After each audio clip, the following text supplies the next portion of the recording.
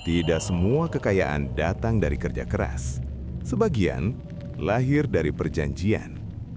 Di tempat-tempat yang tidak tercatat, manusia menukar umur, darah, dan keluarga demi dunia yang cepat memberi segalanya. Malam ini, kamu tidak sedang menonton cerita. Kamu sedang mengintip ritual yang seharusnya disembunyikan. Thoyyib tiba menjelang maghrib. Langit merah kusam menggantung di atas rumah kayu peninggalan kakeknya, seolah enggan memberi cahaya. Halaman dipenuhi rumput liar setinggi lutut, dan pintu kayu berderit saat dibuka, seperti mengeluh karena terlalu lama terkunci. Di dalam, udara lembab bercampur bau tanah basah dan kayu tua menusuk hidung. Thoyyib melangkah perlahan, menyusuri ruangan demi ruangan yang dipenuhi debu dan sarang laba-laba. Foto-foto lama masih tergantung miring di dinding, wajah-wajah keluarga yang tampak asing baginya. Saat Thoyyib berhenti di depan kamar utama milik kakeknya, dadanya terasa berat tanpa sebab. Ada hawa dingin yang berbeda, lebih pekat, lebih menekan. Thoyyib menutup pintu kamar itu dan memilih tidur di ruang depan, tanpa tahu bahwa langkah pertamanya ke rumah itu adalah awal dari sesuatu yang tidak bisa ia tinggalkan lagi. Malam pertama Thoyyib berlalu tanpa mimpi, namun tidak tanpa suara. Tepat ketika jarum jam menunjuk pukul 2 pagi, Thoyyib terbangun oleh bunyi ketukan pelan. Bukan dari pintu, bukan dari jendela. Suara itu datang dari bawah tubuhnya, dari lantai kayu yang ia jadikan alas tidur. Tok, tok, tok, teratur, seperti denyut nadi. Thoyyib duduk, menahan napas, menempelkan telinganya ke lantai. Ketukan itu berhenti seketika, digantikan suara gesekan halus, seolah ada sesuatu yang merayap tepat di bawah papan kayu. Thoyyib berdiri, menyalakan lampu minyak, namun ruangan tetap terasa gelap.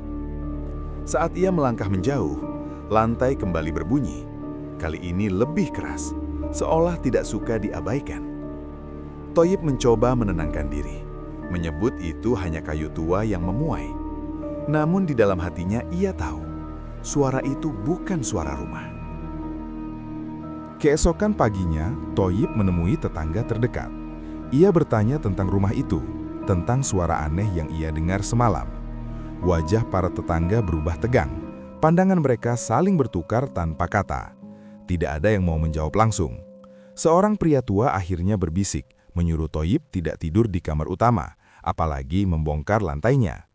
Thoyyib tertawa kecil, mengira mereka hanya terpengaruh cerita lama.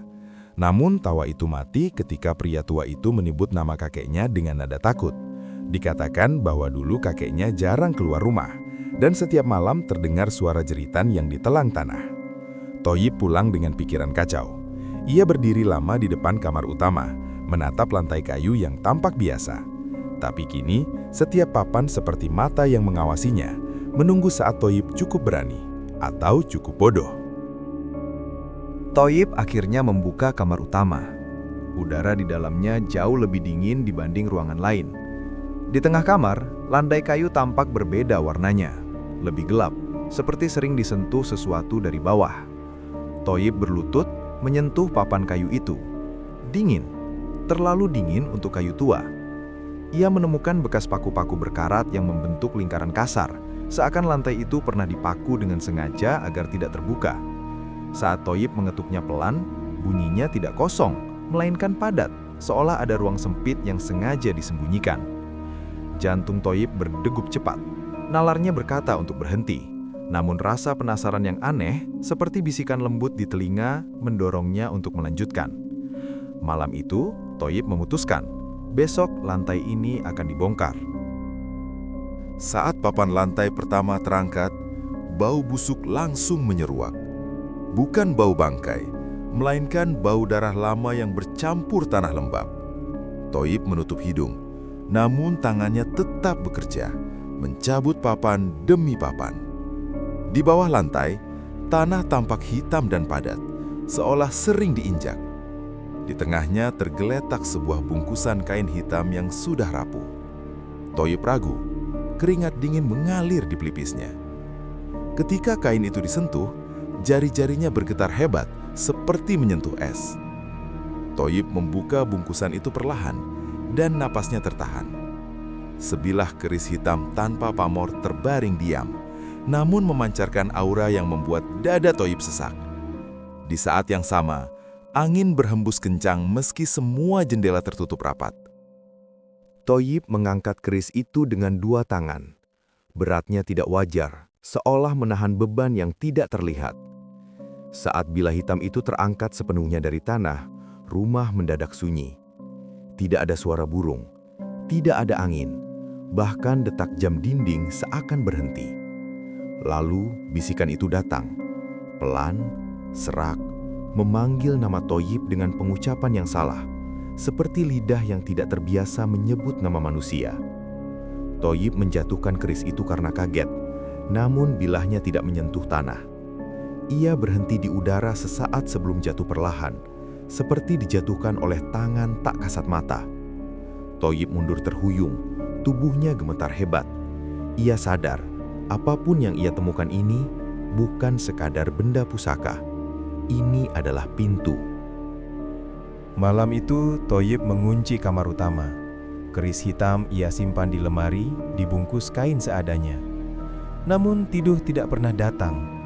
Setiap kali Thoyib memejamkan mata, bisikan kembali terdengar. Kali ini lebih dekat, lebih jelas.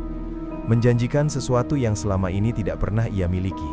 Kemudahan, jalan keluar, kekayaan. Thoyib bangun dalam keringat dingin menjelang subuh. Saat ia membuka dompetnya, matanya terbelalak. Lembar-lembar uang baru tersusun rapi di dalamnya. Padahal semalam dompet itu kosong. Thoyib menghitungnya berulang kali, berharap ini hanya mimpi. Namun bau tanah dari lantai kamar utama kembali tercium. Bersamaan dengan itu, suara seperti orang menggali terdengar dari bawah rumah. Perlahan, sabar. Seakan tahu Thoyib tidak akan pergi. Hari-hari berikutnya, uang terus datang. Thoyib tidak tahu dari mana. Setiap pagi, selalu ada tambahan di dompet atau di sudut rumah. Masalah hidupnya satu persatu teratasi. Namun tidur Thoyib semakin pendek. Setiap pukul 2 pagi, suara galiannya semakin jelas. Tanah digeser, kayu digesek. Kadang disertai helaan nafas berat, bukan nafas manusia. Thoyib mencoba menutup telinga, namun suara itu justru terdengar dari dalam kepalanya. Wajah kakeknya mulai muncul dalam bayangan, berdiri di sudut rumah, menatap dengan mata kosong. Thoyib mulai memahami satu hal mengerikan. Rumah ini bukan memberinya kekayaan. Rumah ini hanya mengingatkan bahwa ada harga yang harus dibayar. Pada malam ketujuh, Thoyib bermimpi berada di kamar utama. Lantainya terbuka lebar, dan di dalamnya kakeknya duduk berlutut, tubuh penuh luka tusuk. Darah menetes ke tanah hitam yang terus bergerak. Kakeknya menatap Thoyib sambil menangis tanpa suara, lalu menunjuk keris hitam yang tertancap di dadanya sendiri. "Aku terlambat membayar," bisiknya. Thoyib terbangun dengan jeritan tertahan. Dadanya terasa perih. Saat ia menyalakan lampu, ada luka kecil di lengannya. Hitam, bulat, seperti bekas tusukan jarum. Thoyib gemetar, menyadari mimpi itu bukan sekedar bunga tidur. Itu adalah peringatan. Thoyib tidak sanggup lagi menunggu. Ia mencari bantuan, siapapun yang bisa menjelaskan apa yang terjadi. Menjelang sore, seorang dukun tua datang sendiri ke rumah itu, seolah dipanggil oleh sesuatu yang sama dengan yang memanggil Thoyib. Dukun itu berdiri lama di depan kamar utama, lalu menghela nafas berat. Ia berkata, keris hitam itu adalah alat perjanjian lama, bukan untuk memberi, melainkan untuk mengikat. Kekayaan hanyalah umpan agar pemiliknya lupa pada harga yang disepakati.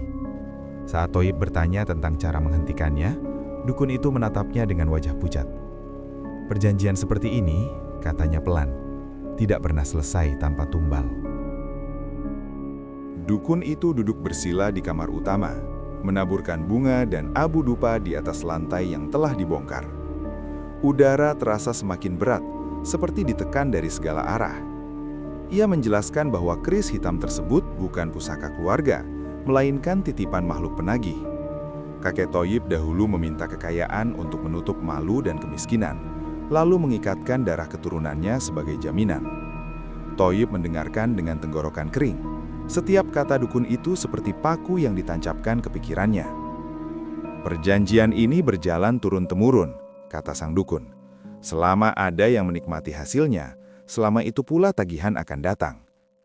Thoyib menyadari, uang yang muncul setiap pagi bukan rejeki, melainkan tanda waktu yang terus berkurang. Malam setelah ritual kecil itu, Thoyib tidak memegang keris sama sekali. Namun suara bisikan justru semakin keras. Kali ini tidak lagi menjanjikan, melainkan mengancam.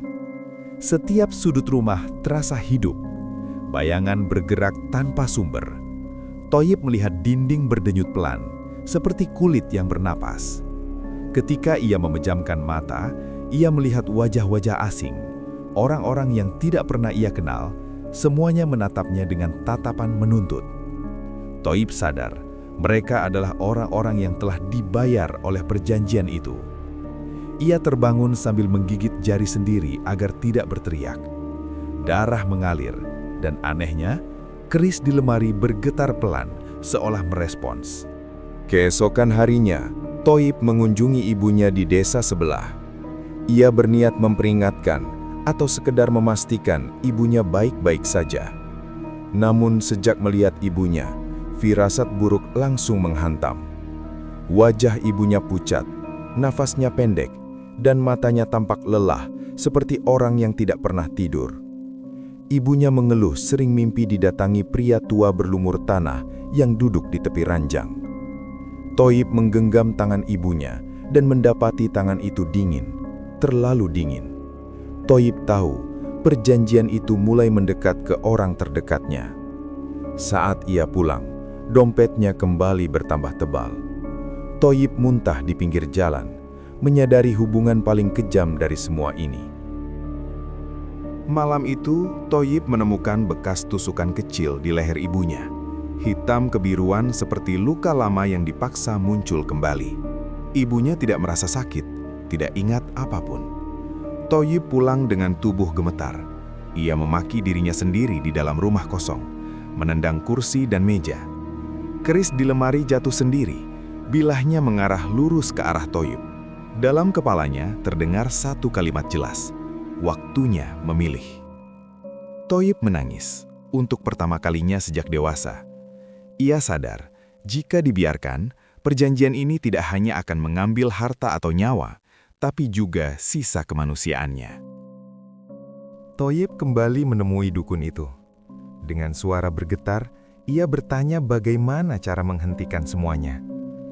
Dukun itu terdiam lama, lalu menjawab pelan bahwa perjanjian hanya bisa diputus dengan satu cara. Pemilik terakhir harus menggantikan tumbal awal. Artinya, Thoyib harus menyerahkan dirinya sendiri atau seseorang dari darah yang sama. Thoyib tertawa putus asa. Pilihan itu bukan pilihan, melainkan hukuman. Dukun itu memperingatkan, menolak perjanjian tidak akan membebaskan Thoyib, justru akan mempercepat penagihan. Thoyib pulang dengan kepala penuh jeritan, membawa satu kesadaran pahit. Waktu tidak lagi berpihak padanya. Thoyib mulai menyelidiki masa lalu keluarganya. Ia menemukan surat-surat lama milik ayahnya yang hilang bertahun-tahun lalu. Dari surat itu, Thoyib mengetahui ayahnya kabur setelah menyadari perjanjian pesugihan tersebut. Ayahnya memilih hidup miskin dan dilupakan daripada menyerahkan keluarga. Thoyib membaca surat itu sambil gemetar. Untuk pertama kalinya, ia memahami keputusan ayahnya. Namun sekarang, Thoyib berdiri di posisi yang sama, hanya dengan resiko yang lebih besar. Keris itu seakan menertawakan pilihan yang tersisa. Malam Jumat Kliwon tiba. Angin berputar mengelilingi rumah, membuat dinding berderak keras. Lampu minyak padam sendiri. Thoyib berdiri di kamar utama, menatap lubang lantai yang kembali terbuka tanpa disentuh. Tanah di bawahnya bergerak, menggeliat seperti daging hidup. Bau darah dan besi memenuhi ruangan. Toyib memegang keris. Kali ini bukan dengan rasa takut, melainkan kemarahan. Ia berteriak, menantang apapun yang bersembunyi di bawah rumah. Jawaban datang dalam bentuk tawa berat dari dalam tanah. Dari lubang itu muncul sosok tinggi berwarna hitam, lebih gelap dari malam. Tubuhnya seperti bayangan yang dipadatkan, dengan mata menyala redup. Di tangannya tergenggam banyak keris kecil, berkarat oleh darah lama. Sosok itu menyebut nama Toyib dengan lengkap, seakan telah mengenalnya sejak lahir. Toyib terjatuh, napasnya tercekat. Ia merasakan tekanan berat di dadanya, seperti ditindih ratusan jiwa. Makhluk itu mendekat, menagih apa yang telah lama tertunda. Makhluk itu menawarkan dua jalan. Kekayaan abadi dengan cara Toyib menyerahkan ibunya sebagai pengganti, atau memutus perjanjian dengan mengorbankan seluruh hidup yang telah ia bangun, nama, ingatan, dan keberadaannya di mata dunia. Toyib menangis terisak. Ia melihat wajah ibunya terbayang di dinding, tersenyum lemah. Di saat itu, Toyib tahu ia tidak akan mengulangi dosa kakeknya. Tidak peduli seberapa besar harga yang harus dibayar. Dengan tangan gemetar namun tekad bulat, Toyib menusukkan keris hitam itu ke tanah, bukan ke tubuh manusia. Tanah berteriak, rumah berguncang hebat. Jeritan ribuan suara keluar bersamaan, seperti semua tumbal yang pernah diambil menuntut kebebasan. Sosok hitam itu meraung marah, tubuhnya retak seperti kaca. Toyib pingsan saat cahaya hitam menyedot semuanya ke dalam lubang lantai. Saat kesunyian kembali, keris itu telah hilang, bersama seluruh kekayaan Toyib. Toyib terbangun di lantai rumah yang hancur setengah. Debu masih menggantung di udara, dan lubang besar di kamar utama telah menutup sendiri, meninggalkan bekas retakan seperti luka lama yang dipaksa sembuh. Tubuh Toyib terasa ringan, terlalu ringan. Saat ia bangkit, kepalanya pening, seolah sebagian dirinya tertinggal di dalam tanah. Ia memanggil ibunya dengan suara parau, namun suaranya terdengar asing di telinganya sendiri. Rumah itu sunyi, tidak ada bisikan, tidak ada ketukan. Untuk pertama kalinya sejak datang, Toyib merasakan keheningan yang benar-benar kosong. Namun bersama keheningan itu, ada rasa kehilangan yang dalam, seperti ada sesuatu yang dicabut dari dadanya dan tidak akan pernah kembali. Toyib pulang ke rumah ibunya dengan langkah gontai. Ibunya menyambutnya dengan wajah sehat, bahkan tampak lebih segar dari sebelumnya. Tidak ada bekas tusukan di lehernya, tidak ada mimpi buruk.